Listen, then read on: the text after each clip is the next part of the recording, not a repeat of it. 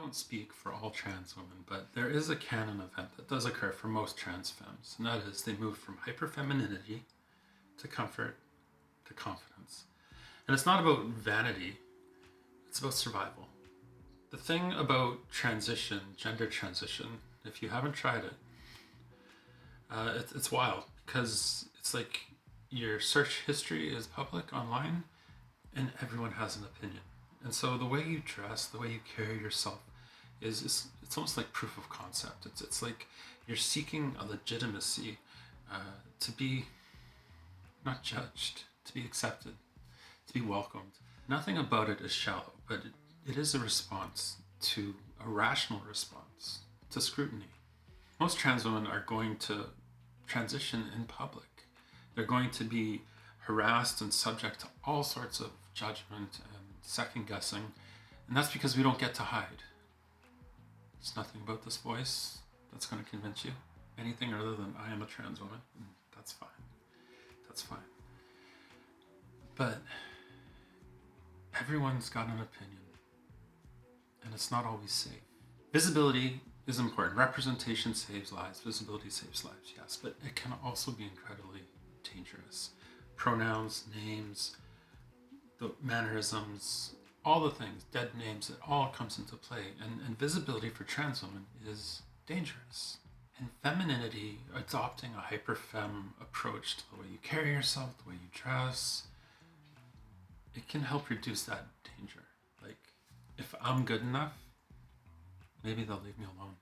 Nothing about it is shallow or cute, but when everyone's got an opinion on your gender, yeah, it's about credibility, it's about safety, and if I just do this much, if I just do enough, maybe they'll leave me alone. Because nothing says inner peace has been achieved like contouring for 2 hours before a grocery store trip. I made a video a couple of years ago about hug boxing and how dangerous it is, especially in the trans community. Fundamentally, I believe that passing is bullshit. There's nothing about my life where I'm trying to pass as a cisgender woman. I am a transgender woman.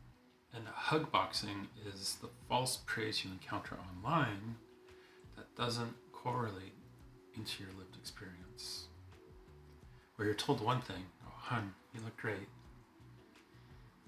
Then you go to the grocery store, you go to the coffee shop, you go to the bar, and people are staring at you as if you're on exhibit in a zoo or in an aquarium or something. And passing is about meeting those cisgender heteronormative beauty ideals, which center European whiteness, thin, young, so it's fat phobic, it's ableist. And at its core, somebody else decides if you are woman enough.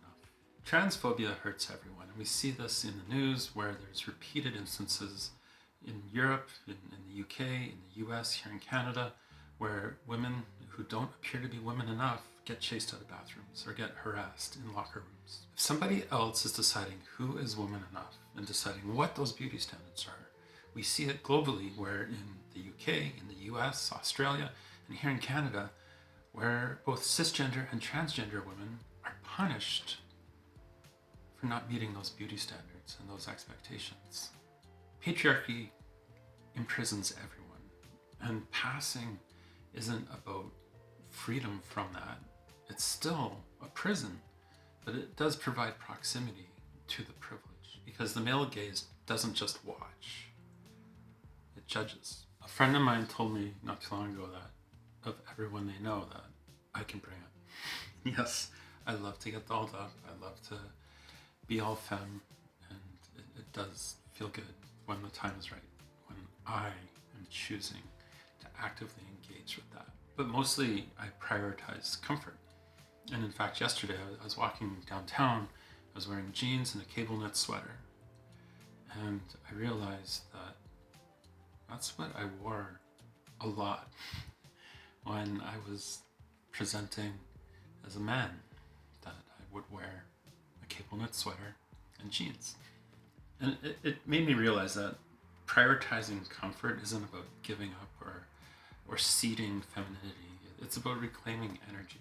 There's less performance, more embodiment, because clothes have no gender. And the clothes you choose to wear should serve you and not the audience.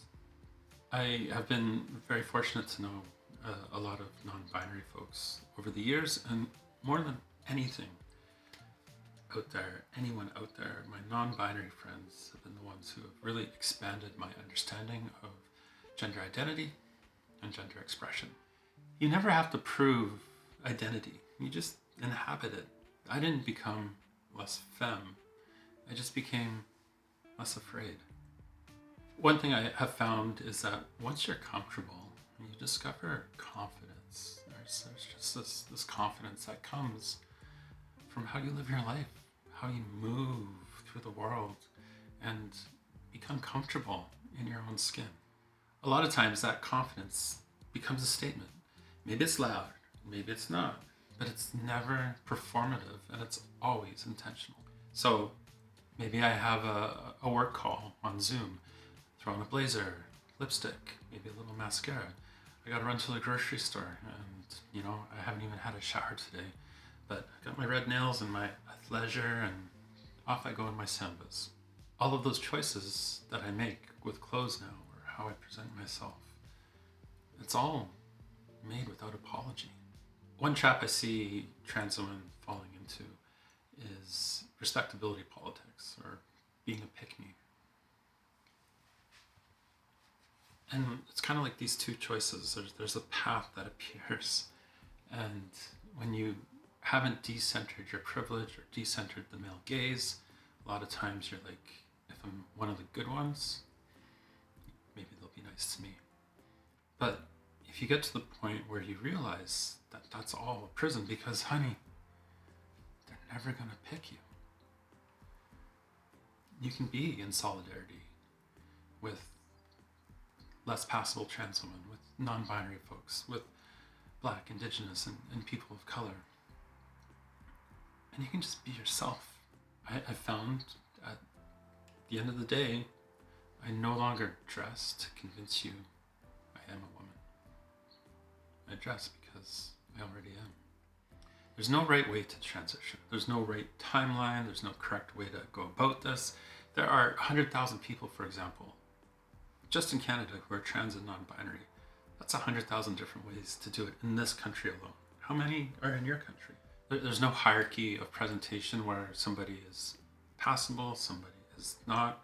There's no failure in comfort, and there's no embarrassment in confidence.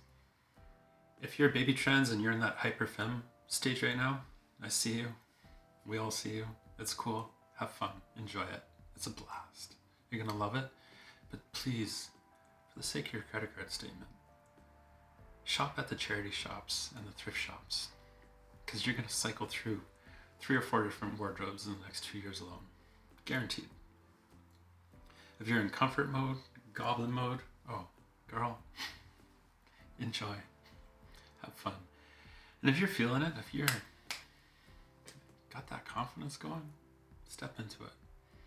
Because welcome to the rest of your life. None of this is about clothes. It's about who gets to decide who you are.